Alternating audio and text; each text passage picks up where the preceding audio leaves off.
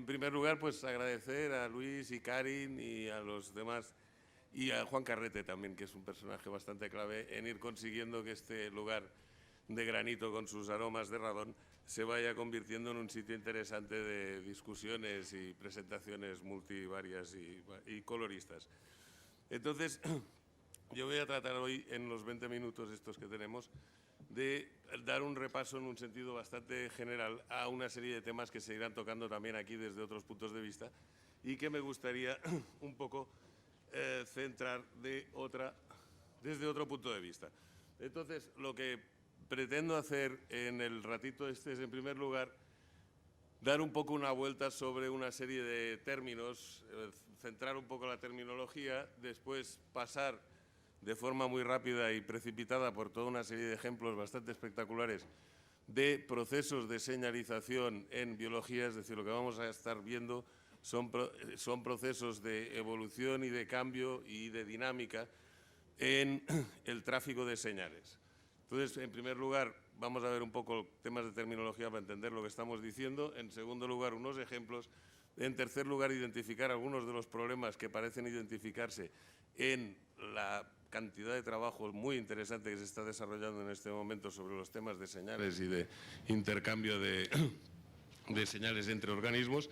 Y, finalmente, intentar ver qué tipo de implicaciones tiene eso. Básicamente, como dice el título, hay un aspecto evolutivo en un sentido biológico y en un sentido también filosófico, y hay un aspecto político en la charla que ya iremos viendo. Entonces, la idea es que en cuanto a terminología, a mí me gustaría un poco centrarnos en el término de señales como ligeras perturbaciones inscritas, encarnadas de alguna forma en sustratos materiales, es decir, las señales en el sentido de, por ejemplo, pues eso, el sonido dentro de lo que es la cantidad de energía o de masa que hay en un aire es muy pequeña cantidad, mientras que, como señala, acaba siendo muy importante.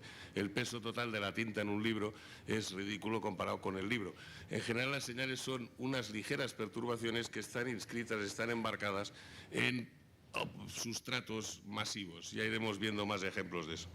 En segundo lugar, tenemos las interfaces, que son lugares concretos en el espacio, sitios en los que las señales cambian de forma de propagación, cambian de soporte, cambian de modo de propagación de un sitio a otro. Las señales y el sustrato físico en el que se propagan y modifican establecen correlaciones a larga distancia. Eso es un concepto que podemos dejar ahora sí en un sentido muy genérico, pero es la idea de que de pronto, por medio de señales, se establecen formas de parecido, formas de orden, estructuras a unas escalas mucho más amplias de lo que sería de esperar sin la existencia de las señales. Entonces, las señales y las interfaces pueden ser activas, pasivas, dinámicas o estáticas. Iremos viendo ejemplos de las distintas formas en las imágenes siguientes, pero de alguna forma la idea es que estamos hablando de un término señal en un sentido físico, pero muy general. Es decir, un portazo puede ser una señal en un momento dado, la ilíada es una señal y el sistema hormonal es también un conjunto de señales. Si existe un modo de propagación estable, las señales pueden ser codificadas, es decir, después de la existencia de un soporte de señalización, encima de ese soporte se puede establecer una comunicación y a partir de esa comunicación se puede establecer un tráfico de información. A lo que me refiero un poco, como digo en el último párrafo aquí, es que básicamente aquí no nos vamos a interesar tanto en conceptos como información o comunicación, que serían por encima o más elaborados, sino más bien en el nivel básico de cómo y de qué manera a toda una serie de escalas espaciales y temporales están ocurriendo procesos que tienen unas características muy generales que permiten el tráfico de señales en el espacio, en el tiempo y entre escalas.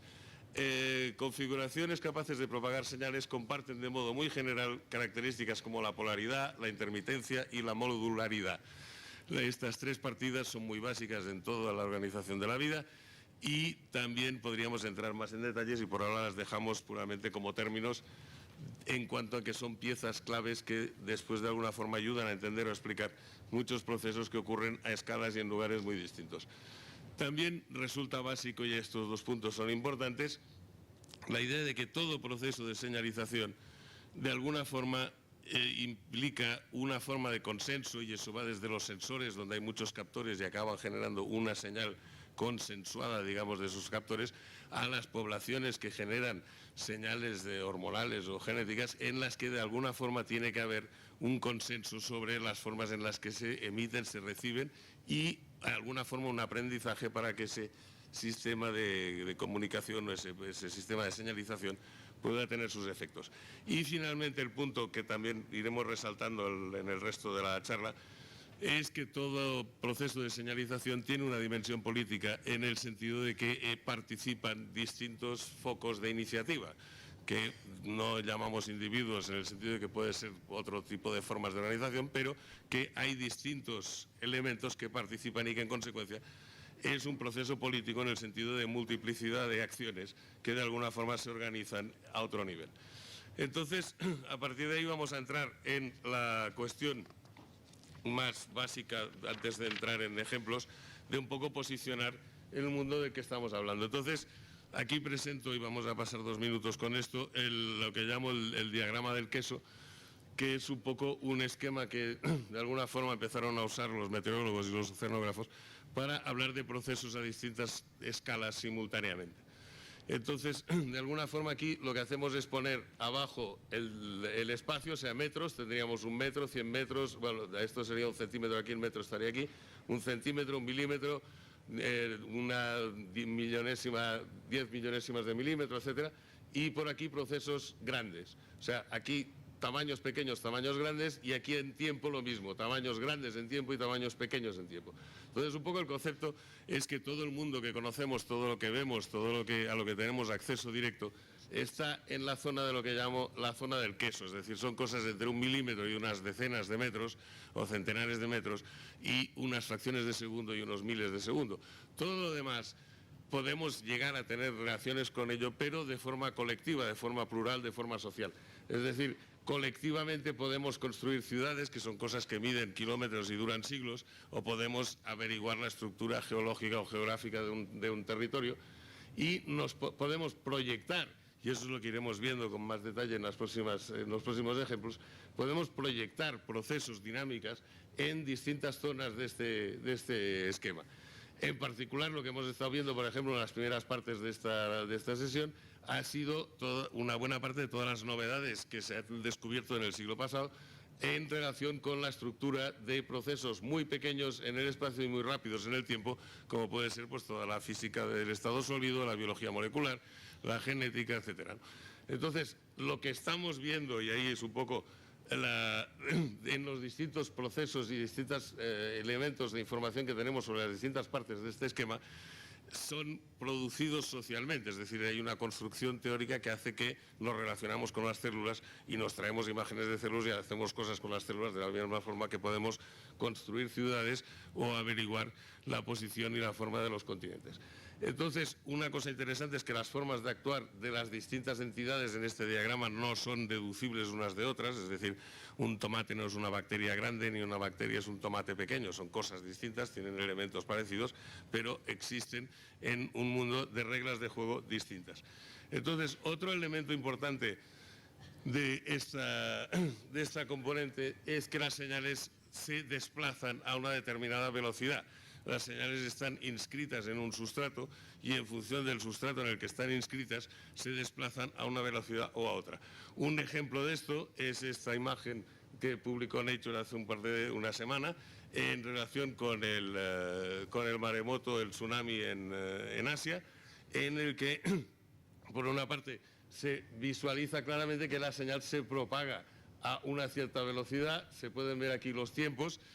Esta señal también tiene un elemento político interesante en el sentido que yo sigo sin entender cómo puede ser que en toda esta costa, que se tardaron 120 minutos en llegar, nadie se enterara de que estaba viniendo ese maremoto, con todo un ejército poderosísimo navegando por aquí, barcos, satélites, aviones.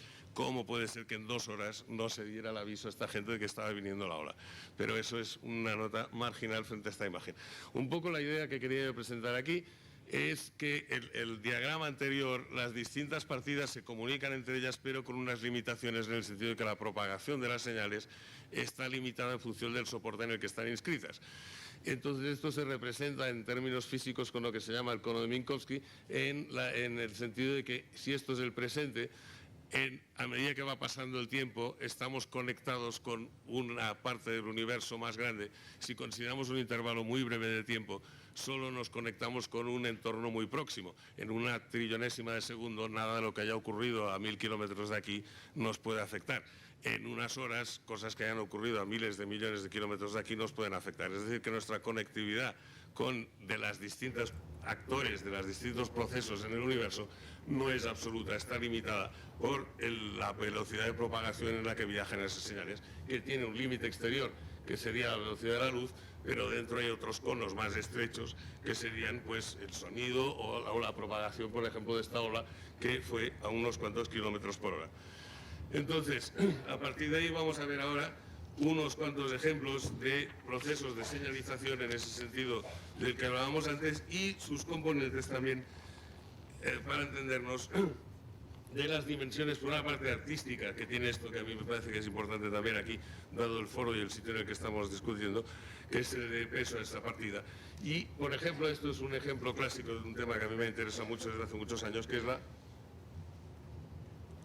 pura representación gráfica de informaciones biológicas, donde, entre otras cosas, la biología tiene una tradición de incoherencia y de chapucería conceptual fantástica, lo cual está muy bien y tiene toda su lógica histórica, pero tiene una falta de rigor absoluto en toda una serie de terminologías que siguen siendo incompatibles hoy en día entre botánicos y zoólogos y demás, y tiene una serie de problemas serios en la construcción, y en parte esa ambigüedad tiene su gracia y es muy creativa también, y en parte es un tema que a mí me interesa también en un sentido, digamos, artístico. Es decir, aquí concretamente esto es un ejemplo reciente de cómo sería un proceso de señalización a través de la membrana de una célula en la que una determinada proteína recibe una señal exterior y manda una señal interior. Entonces, aquí básicamente este dibujito es un conjunto de metáforas por las que nos están contando a escala visible nuestra, o sea, están trayendo al rango del queso los resultados de toda una serie de experimentos a otra escala. Entonces, ¿cómo se construye esa cadena de metáforas? ¿Qué metáforas se escogen? ¿Qué se nos está diciendo aquí? ¿Son bolitas, una membrana, son unos bolitas, unos palitos? ¿Por qué bolitas? ¿Por qué palitos? Todo eso tiene una dimensión científica, pero tiene una dimensión artística también, y en una buena medida tiene también una dimensión política en el sentido de las metáforas que se utilizan y las ideologías o los tipos de preconceptos que puede haber detrás de eso. Entonces, esto sería un poco a escala remenuda procesos en los que aparecen formas de señalización. Esto es otro ejemplo también de la proteína que envuelve a las proteasas que han cambiado totalmente el tratamiento del HVA, del SIDA, HIV, porque, y esto es un poco el nivel más fino de estructura biológica al que se está llegando ahora, en la que se pueden tener imágenes en 3D, pero volvemos al problema, a la pregunta de que esto de alguna manera extraernos es una metáfora gráfica de unas estructuras biológicas. Entonces, esa forma de metaforización, depende de lo que queramos, será de una forma, será de otra, y eso tiene una componente artística que siempre ha tenido la biología. Es un poco lo mismo que hacer un diagrama de una planta o de una foto al microscopio. Uno escoge los aspectos que interesan y tiene pues toda una serie de criterios, básicamente plásticos o artísticos, para describir eso. Entonces, otro ejemplo de señalización que resulta muy interesante y que se acerca a las cosas de las que ha estado hablando Lynn Margulis hace un rato, son los consorcios bacterianos. Este es un ejemplo muy bonito de un consorcio de Chlorochromatium aggregatum y el Pelochromatium roseum, que como bien se puede ver tiene un pelo y de ahí su nombre. Entonces, la idea es que eso es son dos bacterias. Una de ellas tiene pigmentos fotosintéticos y hay varias que se suben a otra que tiene un flagelo y puede moverse. Pero la bacteria que se puede mover no tiene pigmentos fotosintéticos y las bacterias que tienen pigmentos fotosintéticos no se pueden mover. Entonces, en 1914, el microbiólogo, este hombre Buder, publicó el descubrimiento o la observación de lo que le llama el Schreck-Bewegung, y es que a organismos así, que en ese minuto él debía pensar que era un solo organismo, después se vio que era un consorcio, respondían a la luz. Respondían a la luz de forma que si se mandaba un chorro de luz salían corriendo para el otro lado. Entonces eso lo que quiere decir es que la luz la está recibiendo la bacteria fototrófica y de alguna forma está mandando una señal a la bacteria que hay dentro, en tiempo real, básicamente, porque salen corriendo en fracciones de segundo, en cuanto a ahora y hacia dónde. O sea que son las dos cosas. Lo que quiere decir que ahí hay un proceso de señalización entre los dos organismos en unos tiempos muy breves, en los que tiene que haber, como decíamos antes, una forma de consenso. Las bacterias se ponen de acuerdo de alguna forma en cuanto a cuando hay suficiente cantidad de luz, y a la vez una orientación de todo el conjunto en una determinada dirección. Entonces esto es otro bonito ejemplo de procesos de señalización a escala biológica. Otro ejemplo de procesos de señalización en los que pequeñas modificaciones inscritas en cantidades de masa mucho más sonoras o mucho mayores tienen unos impactos muy notables a larga distancia. En este caso estamos viendo las anteras que han fabricado unos granos de polen. Entonces la fabricación del polen en una célula de planta pues es un proceso muy interesante también, por el que toda una parte de los tejidos de la planta, la producción de flores en las plantas en general, es súper interesante como proceso biológico, en el sentido de que hay una diferenciación de una serie de tejidos y que una parte de esos tejidos fabrican una cápsula, y que además esa cápsula está hecha de esporopolenina, que es un material súper resistente, que en buena parte es una forma de protegerse también de los residuos tóxicos de la fotosíntesis. Entonces el polen es otro ejemplo en el que unos procesos biológicos a distintas escalas, desde la escala y dentro del organismo que fabrica el polen a los centenares o miles de kilómetros que puede viajar ese polen, en los que hay unas formas de señalización que son el resultado de una evolución muy compleja y que precisamente es lo que nos interesa considerar. Entonces, otra forma de ver la hermosura de lo del polen, y que tiene además aquí en esta ciudad un punto interesante también esta diapositiva, en la medida en que hace unas semanas, un mes así, había aquí grandes discusiones sobre las peras y las manzanas y quién iba con quién. Pues aquí hay un ejemplo muy bonito sobre las distintas estrategias sexuales de las plantas, en las que se ve que la señalización del polen, es decir, que básicamente es la señal que iría de los órganos masculinos a los órganos femeninos en una planta, se puede organizar además con otro nivel de complejidad, en la medida en que hay plantas que tienen pues flores masculinas y flores femeninas en el mismo pie, pero en distintas ramas. Hay plantas que tienen flores masculinas y femeninas en el mismo pie. Hay plantas que tienen pies distintos, que son femeninos y masculinos, pero también hay plantas que tienen en el mismo pie flores hermafroditas y flores femeninas, o flores hermafroditas y flores masculinas. O sea, hay unas cuantas combinaciones bastante fastuosas, que además lo que hay que entender también a nivel de señalización es que los tiempos de floración de las distintas componentes pueden ser distintos. Es decir, que una planta puede tener flores masculinas y femeninas, pero que no maduren al mismo tiempo. Es decir, que se esté comunicando de hecho con otras plantas o con otras partes de la misma planta, y eso pues también supone una delicadeza de los procesos de organización de la señalización bastante espectacular. Entonces, otro ejemplo hermoso de procesos de señalización, en este caso en parte pues pasiva, claro, nadie fabrica esa señal deliberadamente, pero es este ejemplo clásico de también proceso con mucho tiempo y poco espacio, que serían los anillos de crecimiento de este árbol en California, un árbol vivo, o vivo por lo menos cuando se publicó esta imagen hace unos pocos años, y ese árbol tiene 5.000 años de vida metidos en sus anillos, y esos 5.000 años han sido estudiados con detalle, y en concreto se observa que en el año, hace 3.631 años, a partir del 2004, hay una serie de señales de frío intenso, es decir, hay un frost ring este año, en ese año hizo mucho frío. Resulta que ese año coincide con la explosión del volcán Tera, que es Santorini básicamente, que pegó un reventón en el Mediterráneo, que básicamente pues esos rápidos a gran escala se han dado todavía. Otro ejemplo que aquí nos ha quedado hecho un desastre, no sé muy bien por qué, pero bien, se entiende a lo que vamos, no sé dónde estamos, nos vamos a poner con esto, pero en fin, la idea es este trozo de aquí, lo demás se ha quedado hecho polvo, pero este trozo es muy interesante. Esto es un artículo también reciente del 98 sobre la evolución de la agricultura en las hormigas. Neil Margulis hablaba antes de la agricultura de las algas, de los rotíferos esos que tenían algas dentro, como 400 millones de años. Estos son 50 millones de años. Las hormigas, algunas hormigas tropicales en todo caso, tienen agricultura de hongos, unos hongos que siembran, que riegan, a los que les ponen pesticidas, y la reina hormiga, cuando se va de un lado a otro, se va con su saquito de semillas y replanta las mismas semillas. Algunas hormigas tienen varios tipos de huertos distintos con distintos tipos de hongos, otras tienen solo el hongo que les va, que es uno. Entonces lo que se publicó recientemente es un estudio genético de los hongos que cultivan las hormigas, en el que se ve que, de hecho, los hongos cultivados por las hormigas son variedades distintas de las variedades silvestres. Es decir, que llevan juntas, un poco como las manzanas o las naranjas que nos comemos, son variedades parecidas a las silvestres, pero son variedades que se han convertido en parte de nuestro universo cultural. Pues hay una serie de hongos que genéticamente están pegados a especies de hormigas y que han evolucionado dentro del ecosistema con las hormigas, lo cual pues es otro ejemplo de comunicación y de señalización.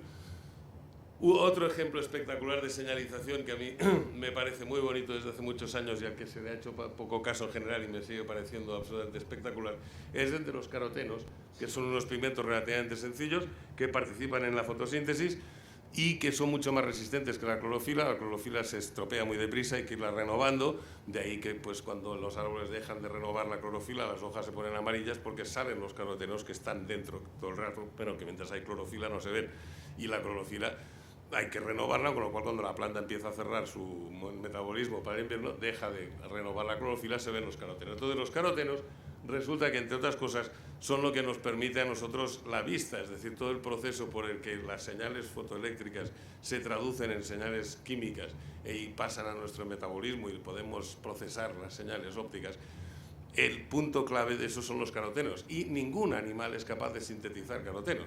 Todos los carotenos vienen de las plantas, es decir, las plantas nos mandan la química que necesitamos para ver. Después los organismos, los animales y los mamíferos tenemos vías metabólicas genéticamente codificadas para manipular ese caroteno, pero ese caroteno no lo fabricamos, nos lo traemos de las plantas, y las plantas nos mandan las herramientas para poder verlas, y entonces todos los amarillos, rojos y demás colores parecidos son de origen vegetal también en el mundo animal, es decir, el amarillo del huevo de un huevo pues son carotenos que la gallina le está mandando a la generación siguiente. El amarillo de la mantequilla son carotenos que la vaca le está mandando a la generación siguiente, es decir, y todos los carotenos que obtenemos, todos los demás, son de origen vegetal. Entonces esto es también un ejemplo bonito de una señal, y de una señal, como decía Juli Perello antes, que dice dos, yo diría hasta más, genealogías, dimensiones temporales en las que se proyecta o en las que existe ese proceso de señalización. Otro ejemplo espectacular, y ya vamos cerrando con los ejemplos, es este descubrimiento de hace unos pocos años, que es la prestina. Antes vamos a empezar un poco con los básicos. Como ejemplo clarísimo y paradigmático de tráfico de señales, pues sería el sonido. Entonces, el sonido nos entra del mundo exterior como una perturbación atmosférica de la presión y se convierte en un flujo de presión dentro del líquido que hay en la cóclea, que va subiendo por un lado y baja por el otro. Entonces, la cóclea, hasta hace poco se pensaba que distinguía las frecuencias por sensibilidades distintas. No parece que sea así, más bien tiene unas formas de resonancia que hace que los graves y los agudos tienen mayor resonancia en distintas formas, de distintas zonas de la cóclea. Con lo cual, lo que ocurre es que aquí, en esta zona de aquí, se sienten las vibraciones que tiene el líquido. Entonces hay una proteína, que es la prestina, que es una proteína piezoeléctrica, que cuando se mueva genera electricidad. Entonces esa proteína, que es la misma en todos los organismos, resulta que traduce las ondas de presión dentro de la cóclea en una señal eléctrica, que es la que se procesa después en el cerebro, con el elemento añadido de que en este proceso, por las distintas resonancias de la cóclea, las distintas prestinas que están puestas en distintos puntos de la cóclea reciben distintas frecuencias, y a partir de ahí el análisis del sonido en el sistema de procesado neuronal se hace con lo que se llama en términos técnicos la tonotopia, es decir, que las distintas frecuencias, los distintos tonos se procesan en sitios distintos físicamente en el espacio dentro del cerebro. Es decir, que de alguna forma el procesamiento de sonido en el cerebro acaba siendo un procesamiento de estructuras espaciales, porque por la cóclea la señal sale repartida en distintos canales en función de las frecuencias. Y entonces eso se convierte en un análisis dinámico de un proceso espacial, que es con el que identificamos los procesos acústicos como por ejemplo la castaña pilonga que les estoy metiendo. Entonces, 25 minutos. Entonces, otro ejemplo espectacular de sonido es los murciélagos. Los queridos murciélagos, que son aquí un murciélago mustachudo cubano, que está muy bien, el Petrolimulus parinelli. Entonces, no vamos a entrar en muchos detalles porque no hay tiempo, porque los detalles son también fantásticos, pero en fin. Esto es un ejemplo de un grito de murciélago que tiene básicamente dos partes. Una parte en la que hay un cambio de frecuencias. Básicamente se cubre una banda de frecuencias en un tiempo muy breve, y después otra zona en la que tiene unas frecuencias estables sobre unos periodos más largos. ¿Para qué sirve esto? Porque en lo que calcula con la diferencia, aquí esto sería el pulso emitido y estos serían los pulsos recibidos. El pulso emitido llega al cabo de un tiempo y la detección de la llegada se hace por la primera parte esta de la señal. Entonces, con el tiempo que tarda en volver el pulso, el murciélago averigua a qué distancia está el objeto, la pared o la mariposa que está persiguiendo. Por la diferencia de frecuencias, o sea, por la segunda parte de la señal, si las frecuencias vienen más agudas de los que la mandó, es que se está acercando, y si las frecuencias vienen más graves de lo que las mandó, es que se está alejando. Es decir, que por el cambio de frecuencias en la señal averigua un aspecto dinámico de su relación con el entorno. Entonces, esta imagen del desplazamiento de frecuencias hacia los agudos, que aquí llamamos azul, y hacia los graves, que llamamos rojo, lo utilizaremos en un minuto como una metáfora, como una posible analogía o forma de entender muchos procesos de señalización en biología. En concreto, los murciélagos utilizan, decimos, dos cosas: una, los intervalos temporales aquí, y dos, los cambios de frecuencia, para obtener a base de pulsos la información sobre el entorno. Entonces, otro nivel de señalización, entrando ya en escalas mucho más grandes, y con eso terminamos la parte de los ejemplos, son las macro señales en tiempos cortos o largos. Eso es una de las cosas que ha cambiado muy notablemente, es que ahora de pronto hay procesos a miles de kilómetros en segundos que han existido toda la vida, pero que antes no los podíamos hacer ni podíamos revolver con ellos, y eso está también generando pues una necesidad de conceptos y de metáforas para hablar de esas cuestiones. Aquí tenemos dos ejemplos de procesos grandes en escalas relativamente breves. Uno sería, por ejemplo, toda la señalización química que se está produciendo por contaminaciones y emisiones industriales. Por ejemplo, esto es el hemisferio norte, y las concentraciones en HCB, hexoclorobenceno, que es un pesticida, también se usa para hacer humo, etcétera, en la superficie del mar, es decir, partiendo de emisiones atmosféricas europeas en un año, pues conseguimos repartir eso generosamente sobre todo el océano. Esto es otro ejemplo muy hermoso que solo pongo aquí de refilón, pero que es un tema sobre el que estoy trabajando ahora, que es espectacular. Son 2 páginas de un libro publicado en 1590 por un autor chino, en el que resume cómo gestionar el río Amarillo. O sea, es una enciclopedia sobre el resumen de la historia y los métodos, los trucos que se han averiguado para controlar las inundaciones del río Amarillo sobre 4.000 kilómetros, y entonces describe el río Amarillo con sus diques y demás, y el Gran Canal al lado, y los distintos procesos que ha habido, los riesgos, etcétera. Entonces, con eso hemos cubierto un poco señales en el sentido de que están ocurriendo aquí y nosotros vemos aquí, o sea, cómo nos traemos señales de aquí hacia aquí.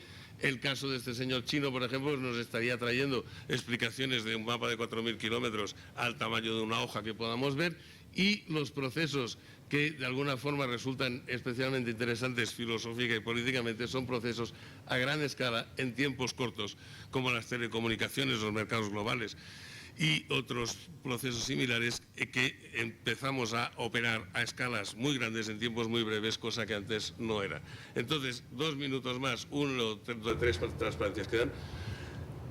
Los problemas. He dicho antes que quería mencionar problemas del imaginario. Entonces, hay un problema básico que es, como mencionaba hace un rato con Julio Perelló, y me gustaría que siguiéramos dándole vueltas al tema, es el problema de la obstinación mecanicista. Es decir, es tremendo como por inercia, básicamente, todos los biólogos siguen hablando de buscar el mecanismo. Entonces, la idea descartesiana o cartesiana de que los organismos son máquinas ya no vale, está pasada, o sea, es muy limitada, tiene unos problemas muy serios. en el sentido básicamente que podemos reducir a dos problemas que acaban siendo un poco lo mismo. Uno es que una máquina, por definición, ontológicamente está hecha desde fuera. Una máquina, los procesos, los materiales, las ideas que construyen una máquina vienen desde fuera de la máquina. Eso por un lado, y en ese sentido lo que quiere decir es que cuando uno va a buscar un mecanismo, implícitamente está buscando el watchmaker, está buscando quién ha hecho eso desde fuera, lo cual ya es partir en un sentido que ya está muy teñido de una determinada idea. En segundo lugar, las máquinas están blindadas frente a las escalas, por definición, por construcción. Lo que pasa a la microescala en una máquina no nos interesa, no queremos que nos interese. ¿Dónde están los átomos de las ruedas del reloj? Nos importa un bledo, para eso las hemos construido, para quedarnos aislados de esas variaciones. Lo que pasa a 10 kilómetros de un reloj tampoco nos interesa, porque la máquina precisamente está blindada de las demás escalas. Con lo cual, cuando buscamos analogías mecanicistas en biología, de alguna forma estamos implícitamente tirando al río la iniciativa subescala, el hecho de que muchos de los procesos se inician desde dentro del mismo organismo y no desde fuera. Es decir, que la analogía mecanicista no vale por una serie de razones a nivel de descripciones de la vinculación de distintos procesos a distintas escalas, porque una máquina no puede tratar procesos a múltiples escalas. Entonces, un poco lo que sugiero es pensar que en el diagrama del queso tenemos una serie de, suponiendo que este es el mismo diagrama que hemos visto antes, hay una serie de iniciativas a distintos puntos, en distintas zonas del diagrama hay entidades que actúan con iniciativa, podemos entrar más en detalle, que se entiende por iniciativa, memoria, capacidad de señalización, etcétera, y que esas formas de iniciativa se comunican por señales, y que el desplazamiento de patrones dinámicos en el espacio y en el tiempo y a distintas escalas, vinculando procesos cognitivos distribuidos a distintas escalas y localizaciones. Es decir, que de alguna forma una entidad cariótica, yo le solía llamar somática, pero lo que pasa es que el soma tiene un problema después con la línea germinal y demás, o sea, más bien células. Entidades carióticas proyectan a distintas tamaños. Ejemplos que podemos visualizar, y en el poco tiempo que nos queda podría ser el único con el que nos quedamos, es que, por ejemplo, nosotros, los humanos, pues fabricamos carreteras que son proyecciones de nuestros inventos a unas escalas descomunales que son más grandes en el espacio y en el tiempo. De alguna forma son proyecciones en este eje. Por charletas y tertulias entre humanos fabricamos carreteras. A la vez también podemos traernos, como hemos estado viendo, imágenes moleculares a nuestro tamaño o proyectar operaciones en laboratorios y actuar a estos tamaños. Es decir, que desde cualquier entidad somática o cariótica hay una capacidad para percibir y proyectar señales a distintas escalas, y que eso es un poco un modelo que tendría mucha más riqueza y mucha más capacidad de tratar los procesos de integración entre escalas y procesos en el espacio y en el tiempo que ocurren en biología. Entonces, para terminar, las conclusiones, un poco las implicaciones de estas consideraciones serían, por una parte, el interés artístico de considerar todos esos modos de señalización como precursores de formas de hacer arte y también como posibles contribuciones de los artistas a que entendamos entre todos exactamente qué consisten esos tráficos.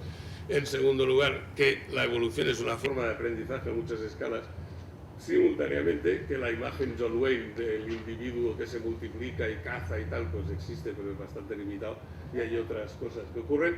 Y finalmente, que todos los procesos a gran escala tienen una dimensión política, y que en consecuencia la señalización y la construcción de señales tiene también una dimensión política y hace falta para la gestión del planeta y de las sociedades en las que estamos. Muchas gracias. Bueno, tenemos tiempo para 2 o 3 preguntas muy breves, y aviso que no veo nada. O sea, que quien tenga eso, que haga señales sonoras también. Ramón, cuando hablas de que las máquinas son un mal ejemplo para describir los organismos, ¿se podría cuestionar al revés? Es decir, no sé si me explico, es decir, o sea, las máquinas son metáforas de organismos en el sentido inverso. No, sí, los organismos... Yo no digo que sean malos, o sea, lo que digo es que son muy limitados, que las máquinas valen valen evidentemente para un montón de cosas, o sea, eso está clarísimo, pero a la vez valen también como metáforas, como imagen. Pues en las épocas de Renato Descartes, pues fantástico, era una buena aproximación. Pensemos en máquinas y ver cómo entendemos el mundo pensando que todos son máquinas. Entonces eso hace 300 años. Entonces, que ahora, de alguna forma, por una especie de cultura implícita, sin que nadie se lo acabe de pensar, vayamos todos a por la analogía mecanicista, es una limitación, y es eso lo que estoy diciendo, que las máquinas efectivamente representan organismos de alguna forma y pueden valer como representación de organismos, pero que eso es muy limitado porque las máquinas son unas construcciones que tienen unas especificaciones que no están en el mundo biológico. Es decir, en subescala, mucho de lo que ocurre en el mundo biológico viene de dentro, desde lo más pequeño dentro de ese mismo organismo. Una máquina, todo lo que le pasa por iniciativa propia lo ha quitado de en medio el ingeniero, y si no, no le han comprado la máquina. Es decir, lo que se trata precisamente es de blindar a la máquina de esas iniciativas propias e internas, subescala, del proceso en el que nos estamos mirando. Y entonces, en ese sentido es donde veo yo que la inercia de seguirse arrimando al modelo mecanicista de forma automática, de decir cuál es el mecanismo y qué pasa con el mecanismo, de alguna forma es un lastre que hace que se piense atocinadamente, porque ya nos vamos por la vía de la máquina, que implica pues un hacedor de máquinas, que implica un aislamiento de las escalas, etcétera, que los procesos que tratamos de describir no tienen. Y ese es un poco el punto. Bueno, gracias. Por favor, allá detrás, que alguien había pedido la palabra. Sí, vamos a ver, cuando hablas y de nuevo has hablado de la escala y has hablado de lenguajes de comunicación. Cuando los lenguajes de comunicación se presentan a nivel celular, da la apariencia de que los lenguajes de comunicación son químicos y son inequívocos. Cuando una célula envía una señal a otra célula, la señal es química y es inequívoca. La otra célula no se confunde con la señal que recibe. No dice, esto es, ¿qué me quiere decir esta otra célula? ¿Es esto o es esto? No hay confusión en esta comunicación. Luego transportas esta comunicación al nivel de la raza humana y de la capacidad de construir sistemas complejos de edificaciones, carreteras, puentes, una estructura social. Pero en nuestro lenguaje de comunicación hay confusiones. Nuestros lenguajes de comunicación están sujetos a interpretaciones. Es como si no hubiéramos logrado aún superar la capacidad de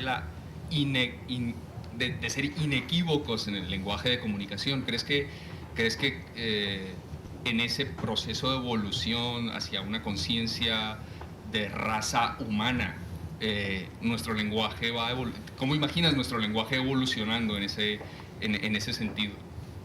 A ver, vamos a ver, dos puntos. Por una parte, la idea de que al revés de cómo las iba a tomar. En cuanto a los contenidos, yo he dicho desde el principio que no es tanto la comunicación, sino el aspecto físico del transporte de señales, la proyección de señales a una escala a otra, es decir, cómo se mueven procesos entre distintas escalas mediante señales. No tanto el sentido de eso, y ahí no veo yo distinción alguna entre el mundo cultural y el mundo biológico. Y en particular, en relación con lo que decía de que en el mundo biológico las señales son inequívocas, eso no es así. Es decir, hay muchos equívocos en las señales intracelulares, intercelulares, y hay equívocos, por ejemplo, un ejemplo clarísimo de equívocos en este momento, que tiene que ver con los contaminantes esos que he puesto ahí, son todas las señales hormonales que están flotando en este momento por el mundo en el que estamos, que son objetos o sustancias químicas fabricadas para otros propósitos, pero que de alguna forma el organismo reconoce como hormonas y que tienen efectos estrogénicos y tienen una serie de efectos de desarrollo, y que de hecho son señales pseudohormonales que el organismo no acaba de entender muy bien qué hacer con ellas y puede tener conclusiones bastante desastrosas. O sea que en ese sentido no hay una diferencia de que el sistema biológico no tenga ambigüedad, sí la hay, y lo hay en el sentido de señales ambiguas y en el sentido deliberado de ambigüedad, como pueda ser la cripsis, todas las formas de mentira y de trampa que existen en el mundo biológico, que son espectaculares, ¿no? O sea, que hay igual la ambigüedad que la que puedas encontrar en el mundo cultural.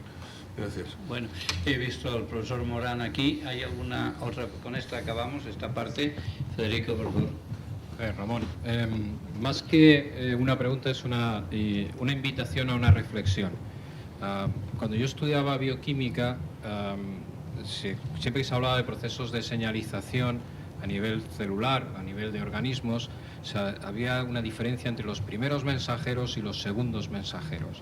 O sea, en general siempre había un proceso de señalización mandado por un primer mensajero que llegaba a la célula y producía la actuación de un segundo mensajero, que son muy universales. Por ejemplo, cito, el AMP cíclico es uno de los segundos mensajeros químicos y es muy universal. Quizás la idea era invitarte a una reflexión en el papel de estos segundos mensajeros, que hacen como cuello de botella de la información. O sea, de alguna forma tienes una gran infinidad de primeros mensajeros que desatan una serie de procesos que al final van a un cuello de botella de una media docena de segundos mensajeros, que son los que realmente hacen y llevan ese mensaje, digamos, operativo dentro de la célula. Sí, no, eso me parece totalmente interesante, distinguirlo en dos, con un par de salvedades. Es decir, por una parte eso está ocurriendo a muchas escalas y tiene que ver con lo que decía yo antes de la modularidad. Es decir, que cuando se establecen los sistemas de señalización que realmente funcionan a partir de un momento en el que hay un canal que permite eso, siempre se acaba con unas soluciones modulares, que son básicamente lo que estás refiriendo tú, de que de hecho unos pocos elementos cumplen un montón de funciones en la señalización celular, pero también en la señalización hormonal. Por ejemplo, resulta que los precursores hormonales hasta de las plantas y los animales son muy parecidos todos ellos. En términos, por ejemplo, acústicos, pues los gritos de alarma de toda una serie de organismos son muy parecidos porque tienen que cumplir funciones parecidas. Es decir, hay una modularidad, hay una convergencia de formas que se produce a varios niveles. El punto que veo yo un poco más complicado en relación con lo que dices es que las señalizaciones esas bioquímicas, si uno las ve en un sentido evolutivo, hay que ponerlas en el contexto de que lo que llamamos primero ya no es el primero, porque está embebido en procesos a otras escalas que son las que hace que ese primer señalizador dé lugar a una señal en una célula, pero esa célula estará metida en unos flujos de otros procesos a otras escalas, y que es un poco esa dimensión en paralelo de procesos a muchas escalas lo que estoy intentando resaltar. Y que efectivamente hay una parte de esos procesos de señalización que están muy modularizados y que tienes efectivamente desde los aminoácidos a los precursores hormonales unas pocas piezas que son las mismas para todo el mundo en todos lados, eso es cierto. Continuamos, paramos aquí, muchas gracias, Ramón.